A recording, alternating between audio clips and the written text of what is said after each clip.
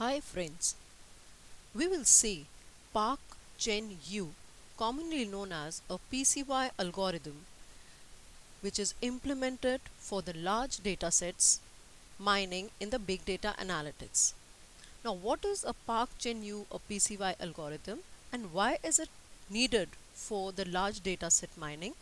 We'll solve it using an example. So we start with that PCY algorithm is basically implementation and it is an improvement over the a priori algorithm. In the PCY algorithm, we utilize the memory which remains ideal in the a priori algorithm in the pass 1. The PCY algorithm is implemented in two passes. The idea implementation for PCY is the memory which remained ideal in the a priori algorithm will be utilized using the hash table H. We form the hash pairs from B into H, where B stands for the buckets that we are going to form and H are the hash tables which will be formed using the candidate keys. And every time we find a value into the hash table, the counter will be incremented. And the hash locations will be high frequency bitmapped. And in the pass 2, where the extra bitmap conditions will be utilizing the candidate pairs and the memory utilization will be taking place.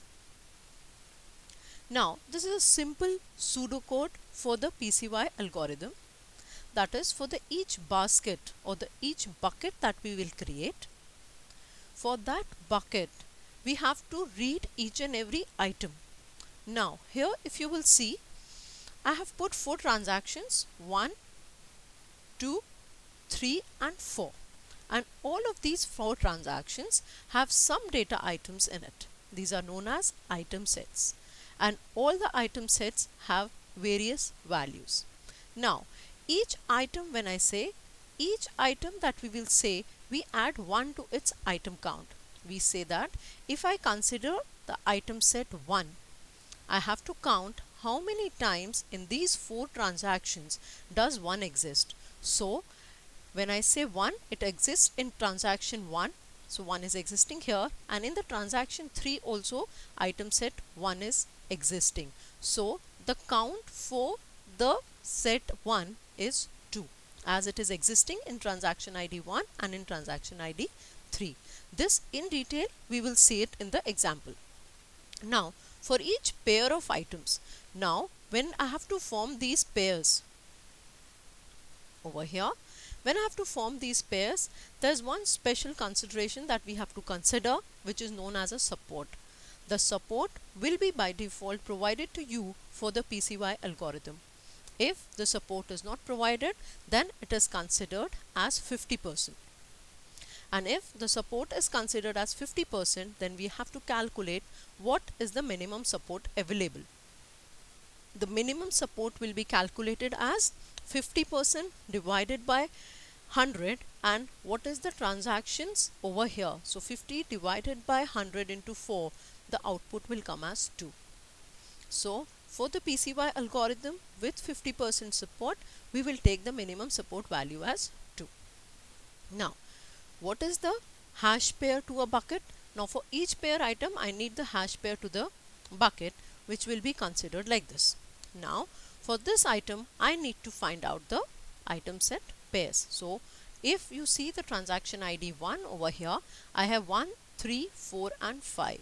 So the pairs are formed as 1 and 3, 1 and 4, 1 and 5, 3 and 4, 3 and 5 and 4 and 5. So this is how I'll be creating the pairs for each of these transactions and add 1 to the count for that particular bucket. How we are going to do it? We will do with this with an example. Now, this is how the memory is organized for an a priori algorithm, where the candidate items are there, and for these candidate items I have in the pass 2 the frequent item sets memory, and for those frequent item sets memory I have the candidate pairs. Now in the a priori algorithm, the pass 1, the memory remains ideal. So we need to utilize that memory, and that is the advantage that we are going to utilize that memory in the PCY algorithm. So space to count each item, we need to use that, and 4 byte per integer item is given, and the rest of the space for many integers representing the buckets we have to use. This is how we'll be organizing this memory, which was from the a priori algorithm to the PCY algorithm. Now this is the memory map for the PCY algorithm. How in the pass 1 the memory which was remaining ideal is utilized for the hash table, and for these hash table we calculate the bitmap. This is how the improvisation of the a priori algorithm takes place in the PCY algorithm. Now we see how we implement it. In the pass 1, let's take a theoretical route. M counters and a hash table H is there. Linear scan for the baskets or the buckets B is there. Now we saw, as I explained previously, T1 I created these pairs of items, so linear scan of basket is there and I'll be calculating them. So what happens next? Increment counter for each item in B. So what happens next is here, that is I have counted how many times this item set 1 and 3 have occurred in this transaction. It has occurred twice, that is from the transaction ID T1, T2, T3 and T4. How many times this pair has occurred? So these values have been calculated and put over here, which will be in detail seen in the example. Increment the hash table counter for each item pair in the basket and mark as frequent F items of count at least S. So all those items which are less than the support value will be ignored. So the values which are most frequent, that is how many times this count represents, that how many times 1 and 3 is frequently available in the transaction set, and in the end we summarize the hash value to the bitmap value and then we give its actual value. Now pass 2, we have a counter where F is qualified pair, how many times it is frequently occurring, and then we form a bucket, and in that bucket we have the last column as a count where we represent the frequent element and its bucket, and the linear scan of baskets will be there, and every time an increment counter for the candidate will be there. So this is how we have written that these are the item sets for the transaction ID 1. Let's take an example. I have a pass 1 for the PCY algorithm.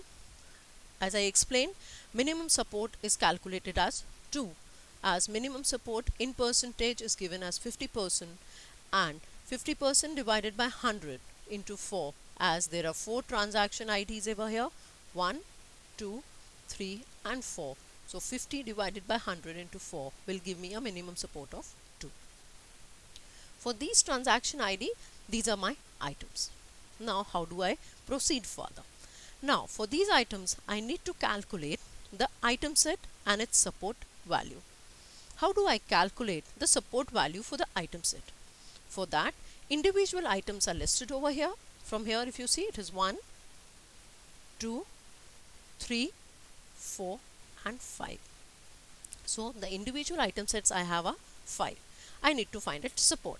Now what does the support stand for? Support is how many times this particular item set is existing or is been repeating, reoccurring in this particular 4 transactions. So item set 1 is appearing twice, which is 1 and 2. So the support value is 2. If I say item set 2, it is occurring 1, 2 and 3. So the support value is 3. How many times 3 occurs? It is 1, 2 and 3. So the value is 3. How many times 4 occurs? So 4, 1 and 2. So the value is 2 over here, and 5 again occurs for 1, 2 and 3 times. Here if you see, none of the support values of the item set can be ignored, as my minimum support is 2 and all of them are 2 or above it. Now let's see what do I do next. For this transaction IDs and items, I have to find out the transaction pairs or the item set pairs. For the transaction ID T1, which is over here, the items are 1, 3, 4, 5. So how many pairs can be formed? It's 1 3, 1 4, 1 5, 3 4, 3 5 and 4 5. How many times these pairs have been occurring in the all transaction? We will find out over here. Now 1 and 3 is occurring twice. It is 1 and 3 is occurring here and 1 and 3 is occurring here. And how so? The count for the T1 for this pair I3 in this complete transactions of 1 2 3 4, it is occurring twice. So same thing we have to calculate for each item pair for each of these transactions. 1 and 4, it occurs only once here. So the value is 1. 1 and 5 occurs here and here. So it has the value 2. So on and so forth. We calculate the occurrences of the transaction IDs and its item. Same thing we repeat for the transaction ID 2. We have the values 2, 3 and 4. So the pairs formed are 2 3, 2 4 and 3 4. And the values are 2, 1 and 2. If you see the transaction ID 3, the items are 1, 2, 3 and 5. And the pairs formed are 1 2, 1 3, 1 5, 2 3, 2 5 and 3 5. And how many times is it happening? It is here. And next thing we do is for the transaction 4, we see there are only 2 and it occurs only twice. It occurs over here and it occurs over here. So now after finding the candidate keys and its items listed over here, what do we do next? Now we apply to the pass to the hash function. Now in the hash function we have to find out for the each buckets and its count. Now how many buckets are there? The item sets, individual item sets that we have, that is 1 2 3 4 and 5. How many times it has occurred in the count? Let's see over here. If you see, this gives you the complete count from T1, T2, T1, T2, T3 and T4. Now this will give me an output over here. So 3, 4, 5 can be ignored as the values are 0, which is less than the support. So the bucket 1, the value item set 1 has happened 4. This is the frequency at which it is occurring. And the bucket with the value 2 has a frequent appearance with value 12. So PCY algorithm finds out the occurrence of the item sets, how they are there in the complete list. Thank you.